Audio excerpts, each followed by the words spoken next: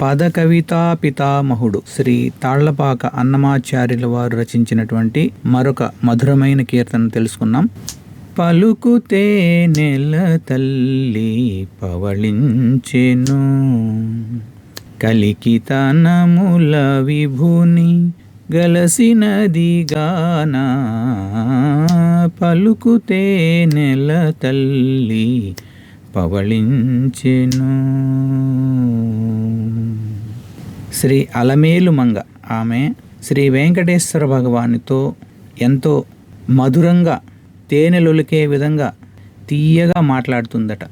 అలా తేనెలాంటి మధురమైన మాటలు పలికే అలమేలు మంగ అమ్మవారు తన ప్రియుడైనటువంటి శ్రీనివాసునితో దివ్యంగా ఏకమై ఆనందముతో ఆ చేయిపై శయనించి ఉన్నారట. మొదటి చరణం చూద్దాం. నిగ నిగ ని మోముపై నెరులు గెలకుల జెదర, పగలైన దాక చెలి పవలించెను. నిగ నిగ ని మోముపై నెరులు గెలకుల జెదర, పగలైన దాక చెలి పవళించెను. తెగని పరిణతులతో తెల్లవారిన దాకా, తెగని పరిణతులతో తెల్లవారిన దాకా, జగదేకపతి మనసు జట్టిగొనెగాన. పలుకుతే నెల తల్లి పవళించెను, కలికితనముల విభుని గలసినది గాన. అమ్మవారి యొక్క ముఖము మెరిసిపోతూ ఎంతో అందంగా ఉంది. ఆ అందమైనటువంటి ముఖం పైన జుట్టు అంటే ముంగురులు కొంచెం అలా ఇలా చెదురుగా పడినట్లుగా కొన్ని అట్లా ఇట్లా పడి ఉన్నాయి. ఆమె రాత్రంతా తన ప్రియుడైనటువంటి శ్రీనివాసునితో ఆనందంగా గడిపినందువల్ల ఆమె కొంచెం పగలు వచ్చేంత వరకు కూడా విశ్రాంతిగా పడుకొని ఉందట. అంటే మామూలుగా మనము తెల్లవారు కంటే ముందే లేహేస్తాం అన్నమాట. ఆ రోజు ఆమె ఇంకా కొంచెము ఎక్కువగానే పడుకో ఉందట. ఎందుకు అలా పడుకో ఉందట? రాత్రంతా వాళ్ళిద్దరూ అనురాగంగా ఎంతో ఆప్యాయంగా మాట్లాడుకుంటూ ఉన్నారట.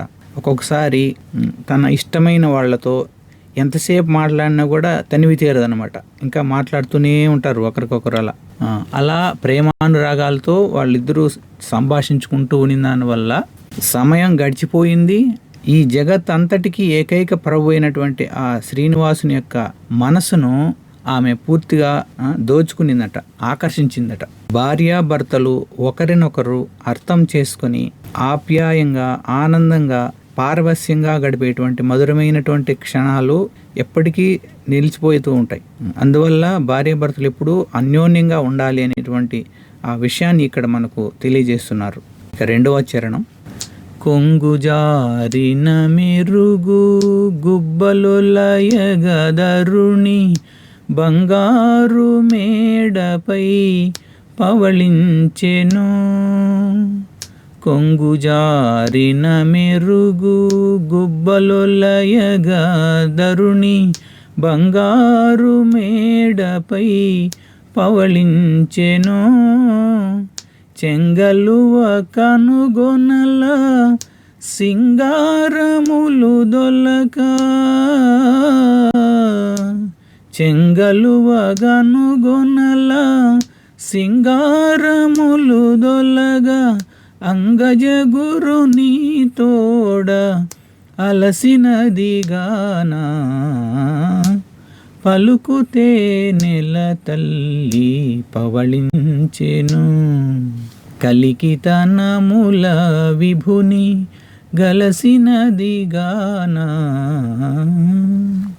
అమ్మవారు గాఢ నిద్రపోతుండే టైంలో ఆమె యొక్క కొంచెం కదలిక ద్వారా ఆ ఎదపై ఉండేటువంటి వస్త్రం కొంచెము కిందికి దిగదారిందట.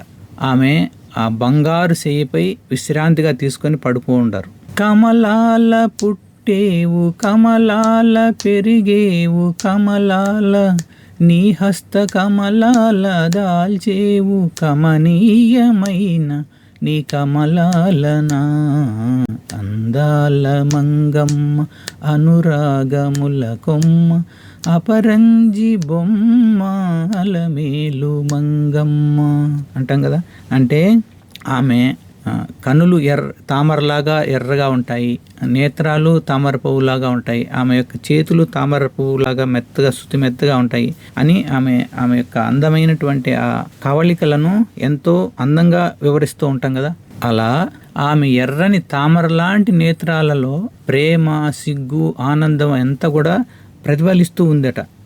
ఒక్కొక్కసారి గాఢ నిద్రలో ఆమె నిద్రపోయేటప్పుడు ఏమవుతుందంటే ఆమెకు అంతకుముందు జరిగిన సన్నివేశాలన్నీ కలలో గుర్తొచ్చినప్పుడు కొంచెము చిరునవ్వు చిందుతూ అలా ఉంటాయన్నమాట. మధురమైనటువంటి ఆ ఫీలింగ్స్ అనేటివి కనబడుతూ ఉంటాయి. అంగజ గురు అంటే మన్మధుడికే గురువైనటువంటి ఆ శ్రీనివాసునితో అంటే దివ్యమైనటువంటి కలయిక వల్ల ఆమె మధురమైనటువంటి అలసటతో పడుకొని ఉన్నారట. ఇక 3వ చరణం. మురిపెంపు నటనతో ముత్యాల మలగుపై పరవశంబున తరుణి పవళించెను. మురిపెంపు నటనతో ముత్యాల మలగుపై పరవశంబున తరుణి పవళించెను. తిరువేంకటాచల దిపుని కౌగిట కలసి తిరువేంకటాచల దిపుని కౌగిట కలసి అరివిరైను జమట అందినదిగానా పలుకుతే నెల తల్లి పవళించెను. కలికితనముల విభుని కలసినదిగానా. భార్యాభర్తల మధ్య ఎంతో మురిపంగాను చిలిపిగాను గోముగాను కొన్ని చాలా శృంగారంగా విషయాలు మాట్లాడుకుంటూ ఉంటారు చిలిపిగా. అలా చిలిపిగా మాట్లాడుకుంటూ ముత్యాలతో అలంకరించబడినటువంటి ఆ పాన్పుపై పరవశంగా విశ్రాంతి తీసుకుంటున్నారట. అలా ఆ అలమేలు మంగ తిరుమల శ్రీ వెంకటేశ్వరుని యొక్క కౌగిలిలో ఏకమయ్యేసి దివ్యానందం వల్ల ఆమె శరీరంపై సున్నితమైనటువంటి చెమట బిందువులు కొంచెం మెరుస్తూ ఉన్నాయట. ఈ కీర్తనలో కొన్ని శృంగారమైనటువంటి భావాలు అవి భౌతికమైనటివి కావు, అవి ఆధ్యాత్మికమైనటివి, దివ్యమైనటువంటివి అన్నమాట. అలమేలు మంగ శ్రీనివాసుల దివ్య దాంపత్యాన్ని మధుర భక్తి రసంతో ఇక్కడ అన్నమాచార్యుల వారు చిత్రీకరించారనమాట. అందులో కనిపించే శృంగార వర్ణలు అనేటివి మన భౌతిక సంబంధించినవి కావు అనమాట. అవి పరమాత్ముడు ఆత్మతో కలిసేటువంటి విషయాలన్నమాట. మనం అందరం కూడా స్త్రీ స్వరూపము, పురుష అంటే కేవలం భగవంతుడు. కాబట్టి ఈ మనం ఆత్మ వెళ్ళి పరమాత్మతో సంబంధాన్ని, మధురమైనటువంటి సంబంధాన్ని ఇక్కడ తెలియజేస్తున్నారనమాట. మనం ఎప్పుడైతే భగవద్ధామానికి చేరుకుంటామో అక్కడ అంతా కూడా పరమానందమే ఉంటుంది. అందుకే భగవంతుడి యొక్క నిలయాన్ని ఆనంద నిలయము అంటాం. కాబట్టి భగవంతుడితో ఎప్పుడైతే మనము సాన్నిహిత్యంగా వస్తామో అప్పుడు మనము పరమానందాన్ని ఎక్స్పీరియన్స్ అవుతాం. కాబట్టి భక్తుడు ఆ మధురమైనటువంటి శ్రీదేవి శ్రీనివాసుల యొక్క దివ్య ప్రేమను మనం ధ్యానించుతూ భగవంతుని యొక్క పాదాలు ఎప్పుడైతే మనం చేరతామో అప్పుడు మనకు ఆ దివ్యానందాన్ని యొక్క అనుభూతిని, మనకు పరమానందాన్ని భగవంతుడు ప్రసాదిస్తాడనమాట. అలా పరమ భక్తుల యొక్క సాంగత్యాన్ని, ఆ భగవంతుని యొక్క పాదాలను ఆశ్రయించేటువంటి భాగ్యాన్ని మనకు ప్రసాదించమని గురుదేవుని భగవంతుని పాదాలు బట్టి వేడుకున్నాం. ఏడుకొండలవాడ వెంకటరమణ గోవింద గోవింద, ఆపద మొక్కులవాడ అనాథరక్షక గోవింద గోవింద. ఓం నమో వెంకటేశాయ. జగద్గురు శ్రీల ప్రభుపాదకి జై. అనంతకోటి వైష్ణవ భక్త బృందకి జై. శ్రీ హరినామ సంకీర్తన మహాయజ్ఞకి జై. నితాయ్ గౌర్ ప్రేమానందే. హరి హరి బోల్. హరే కృష్ణ.